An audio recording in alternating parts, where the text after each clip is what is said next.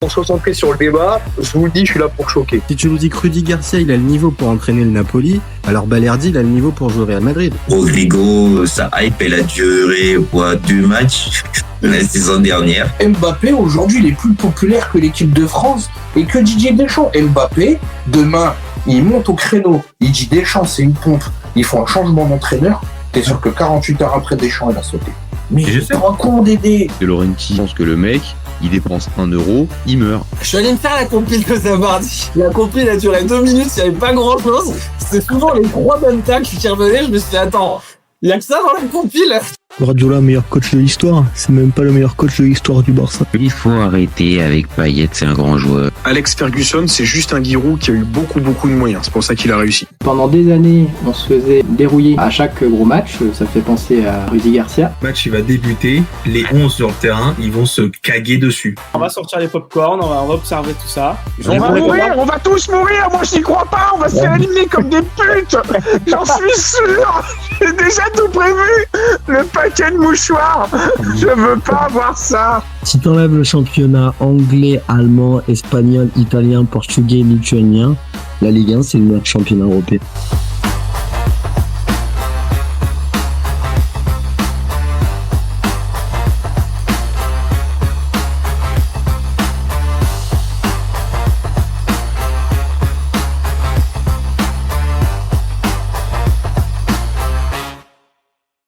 Salut à tous, super content de vous retrouver pour un nouveau débat du FC Copain.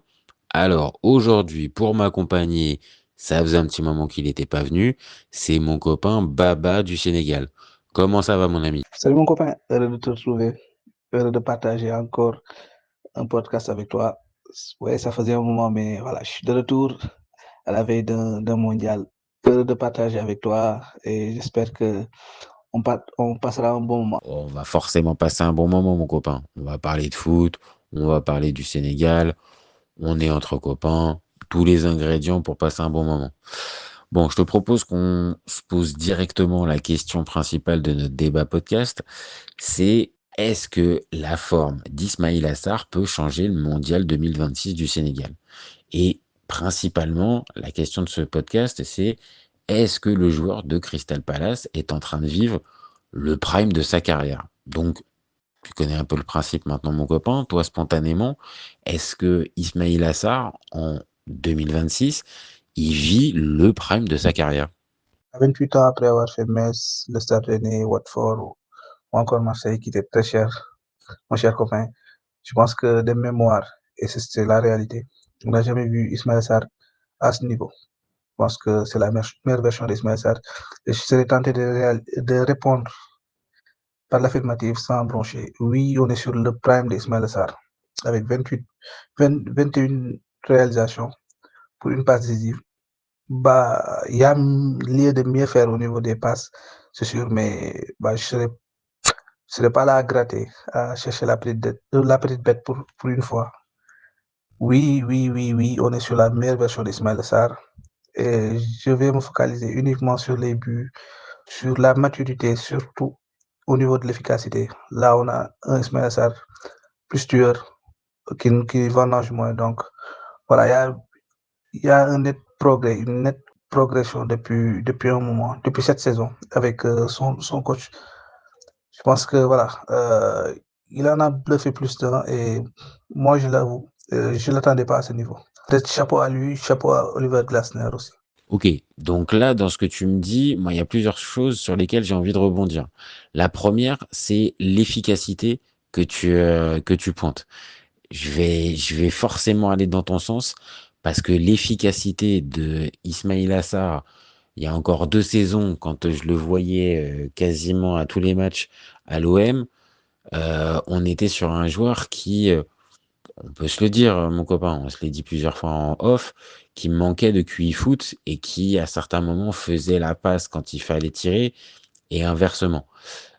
Qui était à pas mal de temps maladroit et dans le dernier geste et on va dire où tu sentais qu'il y avait du potentiel mais qu'il l'exploitait pas véritablement. Et là, quand tu me parles d'efficacité, quand tu me parles des stats, évidemment, Là, je suis obligé de me dire que ça va dans le sens de il est en train de vivre le prime de sa carrière.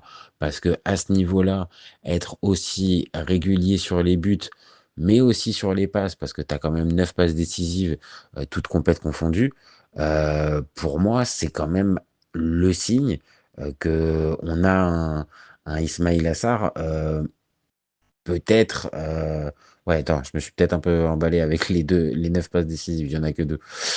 Mais en tout cas, un Ismail Assar beaucoup plus efficace. Après, on va voir ensemble si c'est l'entraîneur, mais ça va dans le sens. L'efficacité, j'ai envie d'aller dans ton sens directement. Et le deuxième point où j'ai envie de rebondir, c'est celui de la maturité. Alors, peut-être que ça va de pair. Peut-être que quand tu es plus efficace, quand tu es plus mûr, tu es plus efficace, tu fais les meilleurs gestes et tout ça. Je sais pas si c'est maturité ou si c'est le syndrome du joueur qui a trouvé le coach qui le met dans les meilleures dispositions et avec lequel ça marche les yeux fermés. Maintenant, c'est toujours la même chose. Si Oliver Glasner ou si Ismail Assar viennent à partir, est-ce que Ismail Assar pourra continuer d'avoir ce niveau-là? Et c'est plutôt vers là que je voudrais t'emmener. Est-ce que tu penses que là, les performances qu'il est en train de nous amener, ça augure un Ismail Assar beaucoup plus constant et peut-être dans un club plus huppé par la suite que Crystal Palace? Bah, au niveau des passes, je pense qu'on n'a pas les mêmes stats. Moi, j'en ai qu'une, mais je préfère retenir les 2 passes. Pour ce qui est du renouveau, moi, je dirais peut-être renouveau d'un joueur qui avait quelques prédispositions. C'est sûr qu'il manquait de lucidité au niveau du dernier geste.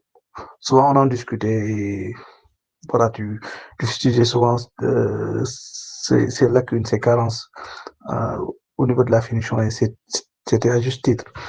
Là, j'ai l'impression qu'il y a des deux. Je pense que peut-être qu'il y a plus de maturité chez les joueurs.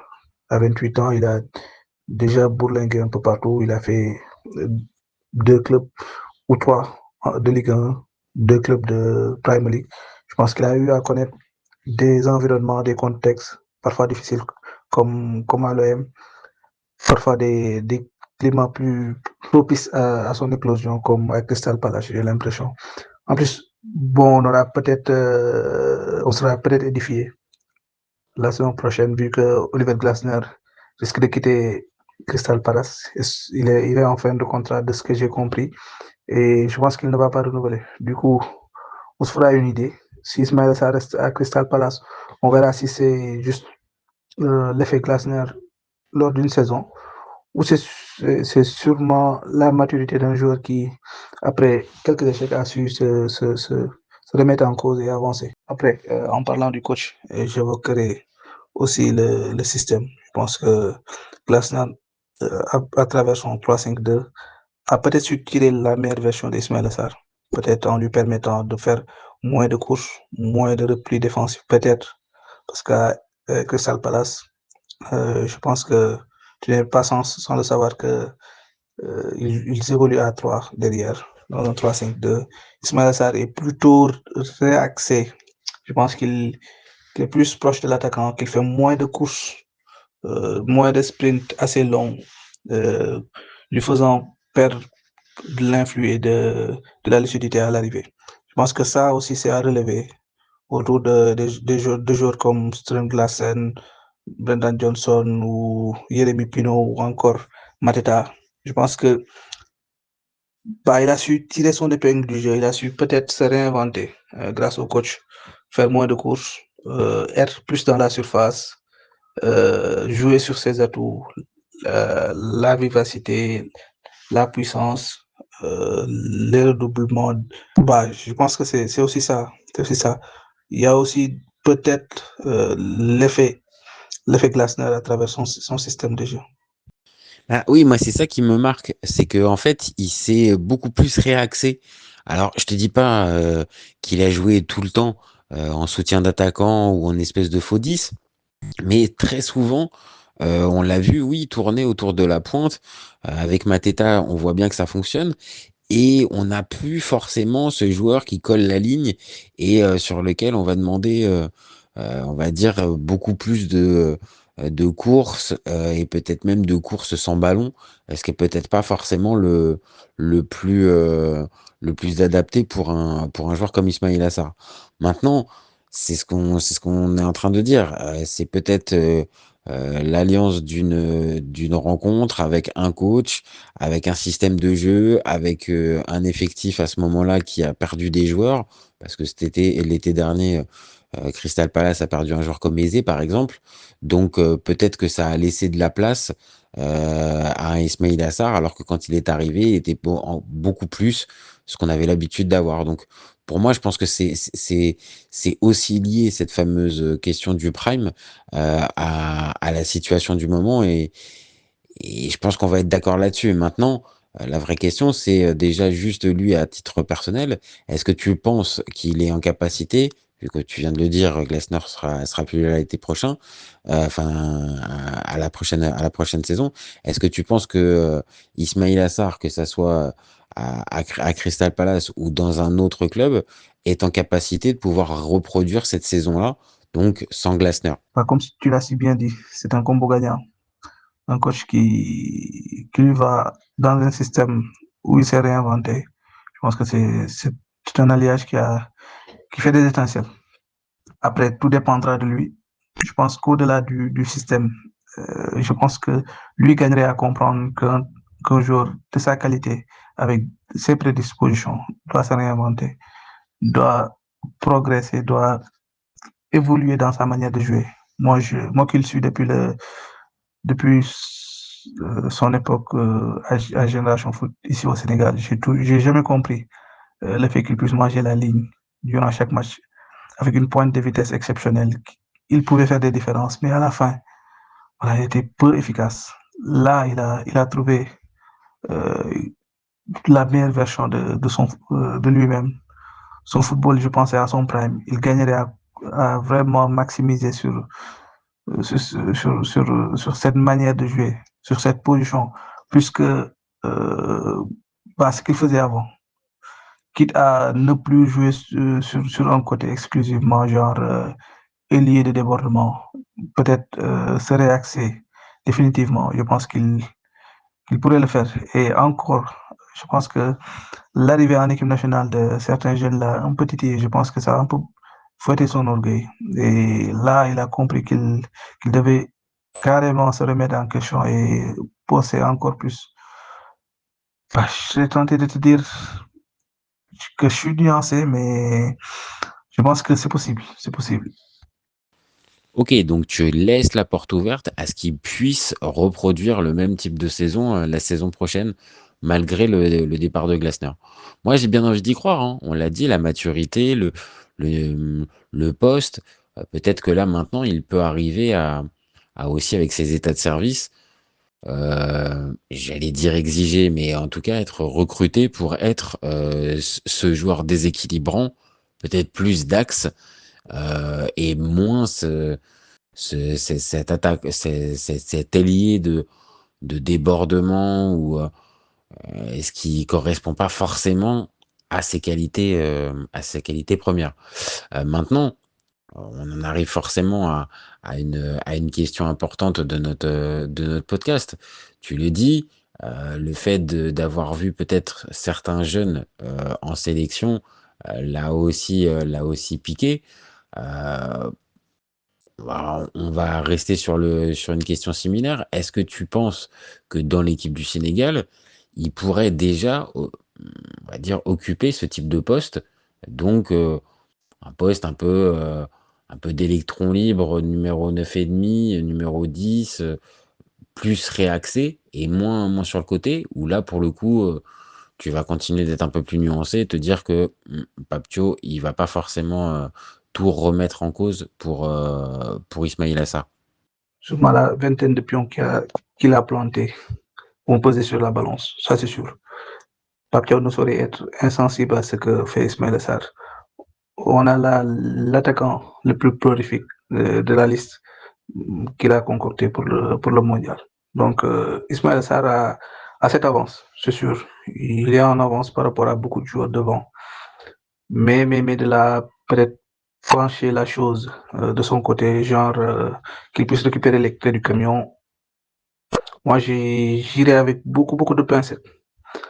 Parce que cela suppose déjà une réorganisation tactique. Peut-être passer à 3. C'est une idée. On a déjà évoqué ce sujet durant la CAN. J'invite ceux qui nous écoutent à peut-être réécouter nos passages sur la possibilité de changer de système par moment.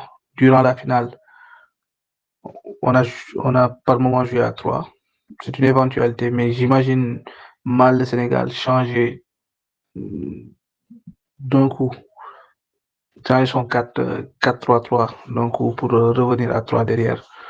Moi, j'irai malheureusement sur du classique, peut-être quelque chose qui ne me plaît guère, mais ça me paraît plus logique.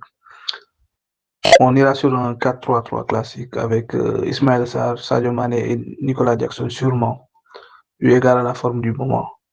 Et peut-être après la CAN, après le mondial, je suis peut-être resté bloqué sur la CAN, tu comprendras, mais après le mondial, peut-être qu'il récupérera les clés du camion. À noter que c'est quelqu'un de très expérimenté, l'un des plus capés en équipe nationale, après Sadio Mané et Sagana Gueye, pas cheminer devant certains cadres. Il pouvait à juste titre prétendre à ce titre au capitana. Malheureusement, il joue d'un manque de leadership. Par moment, il n'a pas su tirer son épingle du jeu et voilà, s'affirmer totalement dans ce groupe-là. Peut-être que c'est le reproche que je lui ferai. Par moment, Sadio Mané n'était pas là et n'a pas tout le temps eu à pallier cette absence. Par moment, on l'attendait sur certains matchs. Il n'a pas su répondre présent. Et globalement, moi, je lui en veux surtout dans les matchs où il y a Sadio Mané. Par moment, Sadio Mané ne peut pas tout faire et lui devait prendre le relais de l'autre côté, le suppléer. Mais par moment, il n'était pas là. Du coup, c'est quelqu'un qui manque de ce plus-là qui devrait lui permettre d'être le leader du Sénégal après la retraite de Sadio Mané. Légitimement, il devait le prétendre à l'être, mais voilà, il n'a pas su au moment opportun tirer son épingle du jeu et avec l'arrivée des jeunes, ça risque d'être plus compliqué. Ok, donc ce que je comprends, c'est que pour avoir un Ismaïla Sarr vraiment déterminant et vraiment important dans l'esprit de Pape Thiaw au point de faire sa compo pour lui, c'est pas pour le mondial 2026 et malgré ses bonnes performances, ça sera pas pour maintenant. Toi, tu vois ça pour après la retraite de Sadio et après la fin de ce cycle-là où oui, ça reste un joueur important, mais c'est pas le cadre ou le deuxième voire le troisième. Il y en a 2-3 qui passent avant lui, donc je comprends ce que tu veux dire. Donc oui, peut-être que dans notre fameuse question, est-ce que il peut changer le mondial 2026 du Sénégal? Toi, tu le vois à la limite plus comme quoi? Comme un game changer qui pourrait rentrer et faire des différences, ou au contraire, ce sens du sacrifice et cette efficacité qu'il a pu avoir, la mettre au service du collectif, quitte à retourner sur le côté droit comme tu le disais. Ça me fend le cœur de le dire, mais je pencherai surtout pour la deuxième éventualité, le mec qui se sacrifie pour son équipe. Et malheureusement pour lui, parce que voilà, il a sorti une excellente saison, mais on est sur une équipe qui a ses certitudes, qui a son projet de jeu, et projet de jeu qui lui a validé satisfaction. Là, tant que cette génération sera là, je pense qu'on jouera ainsi. Et c'est pas pour jeter le discrédit sur le coach ou le sujet tel ou tel leader. Non, c'est juste que c'est un projet de jeu qui, indépendamment du rendement d'Ismaël Sarr, est performant. Du coup, je ne vois pas pourquoi on s'en priverait. Après le mondial, après le départ de certains cadres, oui, la question se posera légitimement. Ismaël Sarr, s'il plante 20 pions chaque année, pourquoi ne pas articuler le jeu du Sénégal autour de ce joueur. Légitimement, la question se posera. Et encore plus si nos attaquants ne sont pas si performants. Après, une autre possibilité jaillit dernièrement. Certains le verraient peut-être en faux neuf durant le mondial, vu que voilà, nos attaquants ne nous valent pas vraiment une satisfaction en termes de rendement. Là, on est sur une autre ou une énième possibilité à creuser. Bah, tu vois, sur le papier, ça peut me paraître intéressant. Maintenant, en faux neuf, oui et non. C'est-à-dire que si c'est pour le mettre en pointe, certes dans un rôle pas de numéro 9, mais pas tourné autour d'un attaquant de pointe, je pense que c'est pas là pour le coup, c'est plus le gâcher. Donc, vu ce que tu me dis, un 4-3-3 qui risque d'être immuable et qui est là depuis maintenant plein d'années. Bon, bah oui, hein, ça semble plus être le joueur qui va jouer sur le côté droit, comme je l'ai dit, pour se sacrifier pour le collectif. Maintenant, peut-être qu'en cours de match, le faire rentrer à ce poste de 9, mais en tournant autour d'un attaquant de pointe, comme il le fait avec un Mateta, là, pour moi, ça pourrait avoir du sens. Mais de le mettre en faux numéro 9, faute de mieux, parce que Jackson n'est pas performant, parce que Diallo pose autant de questions, que Boulaïdia est pas là, et que ainsi de suite, et qu'on trouve personne véritablement pour jouer à ce poste-là. Bon, je sais pas. Mais si c'est pour tourner autour d'un attaquant, même un Bamba Dieng, pourquoi pas? Pourquoi pas? Mais je pense que, comme tu l'as dit, ça va plus être sur le côté droit qu'on va le retrouver. Après, compliqué le dilemme. Parce que Papio, il doit faire avec ce casse-tête-là. Ismaël Sarr, c'est 21 buts, mais en attaquant de soutien. Là où peut-être repositionner dans un 4-3-3, on pourrait peut-être avoir la pire version d'Ismaël Sarr, genre Ismaël Sarr de Marseille. Compliqué pour trancher.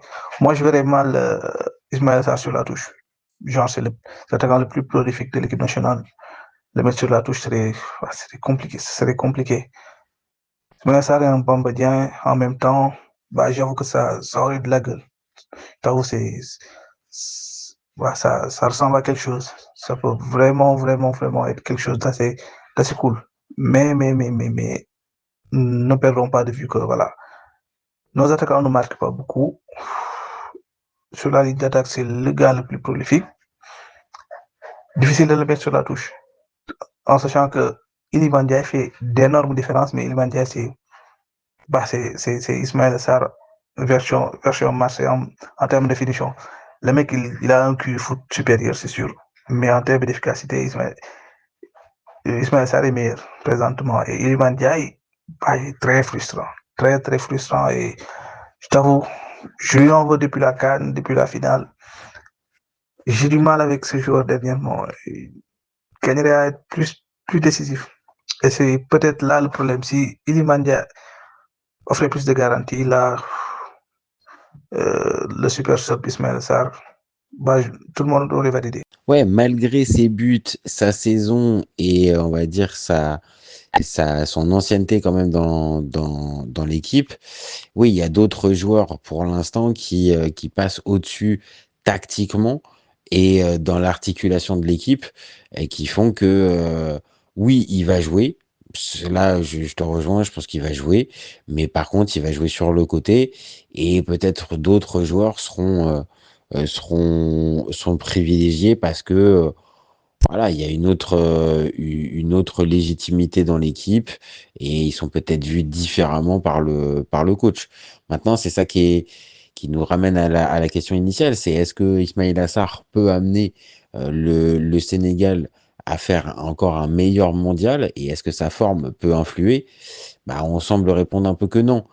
Ça veut pas dire qu'il va pas jouer, ça veut pas dire qu'il sera pas peut-être déterminant à certaines opportunités dans les matchs, mais la fameuse question qui pourrait se poser avec C'est un des Sénégalais en club cette saison en Europe qui est le plus performant.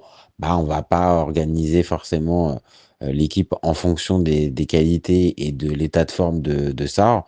On va plutôt rester sur un truc classique. Il va avoir sa place, mais il influera pas et il changera pas. Maintenant, ce que je comprends, c'est que ce sera plutôt après 2026 qu'on pourra peut-être avoir des cartes qui seront rebattues et dans l'esprit du sélectionneur, peut-être un Ismaïla Assar, là, vraiment leader d'attaque, en fait. Ce que je pensais peut-être avec là ses performances, mais tu sembles me dire que les statuts restent encore importants et il n'y a pas qu'au Sénégal que ça se passe comme ça, mais les statuts ne feront pas bouger, ne bougeront pas malgré ces bonnes perfs. On est d'accord? Bah, peut-être que je me goûte totalement, peut-être que je suis dans le faux. Bah, je suis pas dans la tête de Pape Thiaw, je sais pas ce qu'il va nous concocter, mais ayant suivi l'équipe nationale depuis des années, moi je vois mal Pape Thiaw réaxer Sadio Mané après la CAN qu'il nous a fait, après la complicité qu'il a eu à développer avec El Hadji Malick Diouf ou Jacobs. Bah, je vois mal comment Pape Thiaw pourrait demander à Sadio Mané de jouer devant comme attaquant de pointe ou comme soutien d'un autre attaquant ou encore mettre sur la touche Jackson. Moi, Jackson, je le vois débuter la compétition. Pour combien de matchs, je ne saurais le dire, mais voilà, c'est quelqu'un. Moi, je ne parlerai pas de statut, mais voilà, c'est surtout des certitudes. C'est un joueur qui. Ismaël Sarr, c'est un joueur qui a quand même fait de très, très, très bonnes choses, mais devant lui, il y a une équipe, un collectif qui a ses certitudes. Moi, je le verrais plus titulaire, oui, titulaire pour le premier match. Moi, je vois un trio Sadio Mané, Jackson, Ismaël Sarr. Après, on verra, mais moi, je vois mal Pape Thiaw chambouler l'organisation tactique. Bah, on aura un aperçu, on aura une idée de la situation, peut-être durant les matchs amicaux, mais soir du 22-23 mai, moi je vois plus Ismaël Sarr titulaire, mais à droite, dans un 4-3-3. Ah non, mais tu m'as convaincu, mon copain. Je pense que ça va être ça. Il va être aligné côté droit, mais ça sera pas la meilleure version d'Ismaïla Sarr, comme on a pu le dire à plusieurs reprises dans ce podcast. Et peut-être pas le meilleur poste pour lui, mais ça reste aussi une zone de certitude, et ce depuis des années. Donc on va pas bousculer des certitudes à quelques semaines de débuter un mondial. Bon, donc si on doit se positionner, il va pas changer le mondial du Sénégal, si je comprends bien.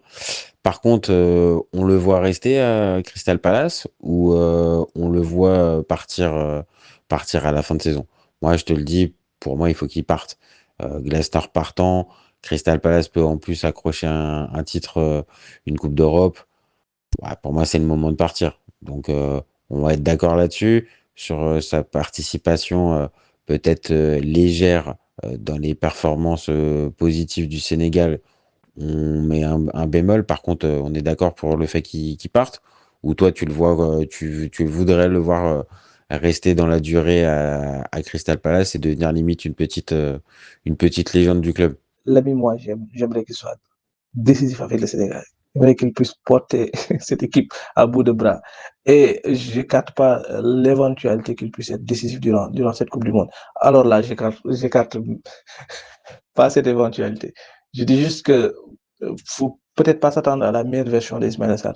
Peut-être que dans certains matchs, il débute sur le banc, peut-être qu'il pourra être impactant dès sa rentrée. Mais même en étant titulaire, j'écarte pas la possibilité parce qu'on parle d'un joueur qui, quand même, est exceptionnel depuis un moment. Peut-être que j'abuse, peut-être qu'en parlant de joueurs exceptionnels, je suis dans la démesure, peut-être, mais c'est un joueur qui réussit de très, très belles choses. Donc, je serais pas trop pessimiste à son sujet. Je dirais juste que peut-être que faut pas s'attendre à la meilleure version d'Ismaël Sarr dans un 4-3-3. Après, sans Glasner, avec un titre et sans faire injure à Crystal Palace. Moi, je le verrais peut-être quitter ce club. Eze est parti, Olivier est parti, sûrement Mateta va partir. L'équipe naturellement va s'affaiblir. Des forces vives s'en vont et le coach s'en ira. Donc, pas moi. Si j'étais à sa place, je quitterais Crystal Palace. Mais pour aller où? C'est peut-être l'interrogation. Moi, j'ai pas de problème. Moi, je veux même qu'il quitte ce club, mais pour aller où? Parce que si c'est pour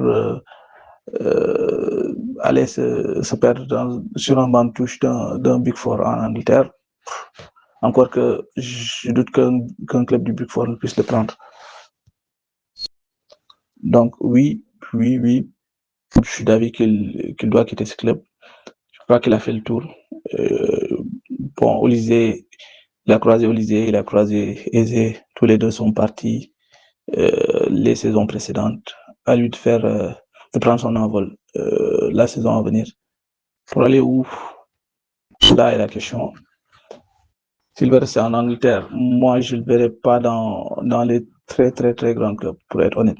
Pour être très très très honnête avec toi, pour qu'il puisse vraiment être impactant et être un joueur assez important dans sa future aventure. Je le verrai dans un club comme Aston Villa, comme Newcastle, ce genre de clubs qui quand même sont dans l'antichambre des grands, où il y a peut-être moins de pression. Il y a moins de pression et peut-être moins de concurrence.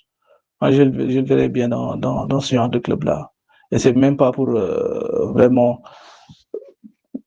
émettre des doutes sur ses qualités, mais c'est juste que, voilà, au moment de faire le grand saut pour aller à Marseille, c'était compliqué. Il n'a pas su passer le cut. Ok, donc on le voit progresser en quittant Palace, on est d'accord, toi et moi, mais le Big Four, comme tu le dis, c'est peut-être trop haut, même après une saison où il a fait le plein de confiance, mais un club comme Aston Villa, ce qui est quand même pas mal, hein, qui vient de remporter l'Europa League, ou un club comme Newcastle, oui, pourrait être déjà une progression parce que c'est des clubs plus ambitieux et qui aspirent un peu plus à être dans le haut du tableau et jouer les grosses compétitions. Donc, ok, je valide aussi un petit peu cet état d'esprit. Et dans un autre championnat, c'est compliqué. Vraiment, c'est compliqué. Si en plus, c'est pas le choix de l'entraîneur et une priorité de recrutement, j'avoue, Ismaïla, je te vois pas partir. Ne pars pas d'Angleterre. Tu sembles être on va dire, en capacité de pouvoir encore peut-être progresser. Donc, continue sur ce championnat-là. Mais on est d'accord, il faut que tu partes de Crystal Palace. Bon, bah, je te remercie, mon copain. Merci à toi d'avoir participé à ce débat, Ismaïla Sarr. Bon, c'est pas une grosse nouveauté, mais la Coupe du Monde va donc arriver dans quelques semaines, très très vite. On va bien évidemment faire plein de débats sur la chaîne au niveau du Sénégal. Donc, tu es notre expert en chef de la chaîne sur la question Sénégal. Donc, ce petit podcast sur Ismaïla Sarr, c'est le premier retour sur une longue liste de futurs débats sur les Lions, mon copain. J'espère qu'on va pouvoir te voir souvent dans les prochaines semaines, nous donner ton analyse sur le parcours des Lions. Parfaitement. Là, c'est juste le premier d'une longue, j'espère une longue série. Si la série est longue, ça veut dire que les Lions ont refait un parcours exceptionnel. Et c'est ce que je souhaite. Là, c'est juste, moi, je dirais juste en avant-goût, parler d'Ismaïla Sarr comme prétexte pour peut-être parler dans quelques semaines du Sénégal, des forces en présence et tout. Il y aura beaucoup de choses à dire et à tous nos auditeurs, je dirais juste la Coupe du Monde sera exceptionnelle et les débats seront intéressants sur ses copains. Donc voilà, c'est juste le premier longue série, j'espère. Et très heureux de revenir parler du Sénégal et tout ce qui a un rapport avec le foot sénégalais. Toujours un plaisir et voilà, heureux d'être de retour. Tu le sais, mon copain, t'es ici chez toi, donc tu reviens quand tu veux. Nous, on se retrouve très vite pour un nouvel épisode. N'hésitez pas à commenter, liker et partager. N'hésitez pas non plus à vous abonner, c'est ce qui nous donne de la force et c'est ce qui nous donne envie de continuer. Et puis, vous gardez en tête, comme d'habitude, qu'au FC Copain, on est ouvert toute l'année. Ciao les copains. Ciao.